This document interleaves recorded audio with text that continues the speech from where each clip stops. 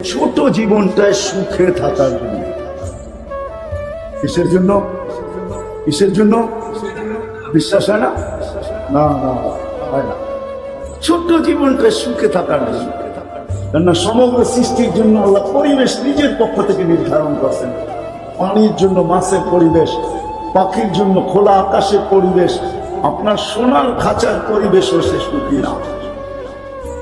বন্য প্রাণীর জন্য খোলা জঙ্গলের পরিবেশ, সাফারি পার্ক তার জন্য সুখী না। সাফারি পার্কে সে সুখী না। ডিজিটাল চিড়াখানাও সে সুখী না। সে তো আমাজনের জঙ্গলে সুখী, সে তো আফ্রিকার জঙ্গলে সুখী, সে তো সুন্দরবনে সুখী, সে তো খোলা জঙ্গলে সুখী। সে আমাদের ডিজিটাল সাফারি পার্কে সুখী না। যদি সমস্ত প্রাণীর সুখের পরিবেশ থাকতে পারে, তাইলে আমি সৃষ্টির সেরা, আমার এই ছোট জীবনটা একটা সুখের পরিবেশ থাকবে না তো থাকবে না কেন? এই জন্যই কোরআন বলতেছে ইন্নাল্লাহ আস্তাফা লাকুমুদ্দীন, ও মানুষ, তোদের জন্য আমি এই ছোট জীবনটা সুখে থাকার জন্য দিনের পরিবেশ নির্ধারণ করছি।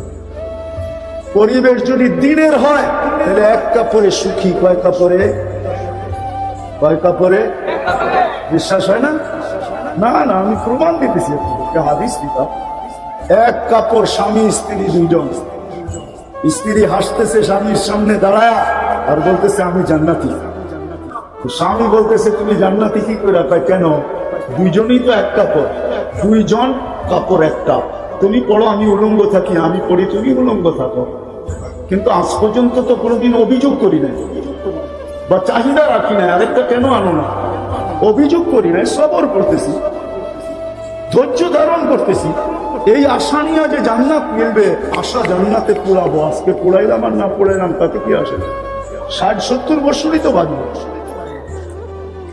আমি সবর করতেছি, ধৈর্য ধারণ করতেছি। ধৈর্যের বদলা আল্লাহ জান্নাত বলছে।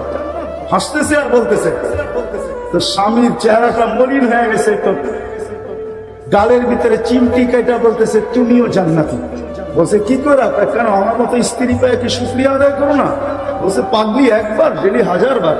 তো শুকুরের বদলাও জান্নাত, তুমিও জান্নাতি। দুইজন জান্নাতে যাব, মৌজ ফুর্তি জান্নাতে করবো, দুজন সুখী। কি সুখী না? সুখী না? হ্যাঁ না, আমরা সুখী বলেন না। ওনাদের ঘরে তো এক কাপড়, আমাদের ঘরের কাপড় বাহির করলে তো দোকান দেওয়া যাবে, ঠিক না? কি দোকান সাজানো যাবে না? কি বড় না যাক, ছোট তো একটা যাবে না। এত কাপড় আমাদের ঘরে নাই, রাগ হয়ে গেলে পূজার জন্য বলতেছি এক কাপড়ে সুখী। চলেন আরো দিয়ে একটা দেখা দিই, যদি বুঝে আসে। 3 দিন পর্যন্ত চুলা জ্বরে নাই, ঘরে খেজুরের লিচিও নাই। ওই দিনের কাহিনী শুনাইতেছি, যেই দিন হাসান হোসাইনকে আল্লাহর রসুল জিব্বা চোষায়া খিদা নিবারণ করাইছেন। ওই দিনের কাহিনী। আলী 4র্থ দিন ফিরতেছেন, কিচ্ছু নাই, খাত খালি, কিচ্ছু কাজ জোটে নাই, কিচ্ছু মিলে নাই। ঘরের কাছে যখন আসছেন তো নিজের চেহারাটা মলিন ছিল। ফাতেমা চেহারা দেখা ডাক দিয়া বলছে আলী চেহারা মলিন কেন? আজকেও কিছু মিলে নাই। তো বলতেছে ওয়াজাদনা শাকারনা লাম নাজিদ সাবারনা, পাবো তো শুকরিয়া আদায় করবো, না পাবো তো সবর করবো।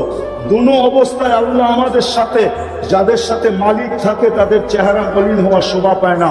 ফালা ইউনাসিবু লানা আন নাকুনা মাহজুন, আমাদের চেহারা মলিন হওয়া শোভা পায় না।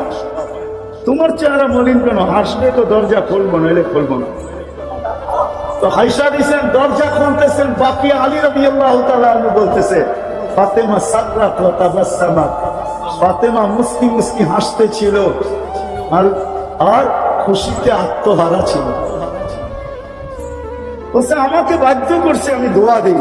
আমি কাঁধে হাত রেখে দোয়া দিছি রহিমাল্লাহু ইমরাআতান, সে জান্নাতে সর্দারনি হবে না তো হবে কি হবে? দিন দিছেন সুখে থাকার জন্য।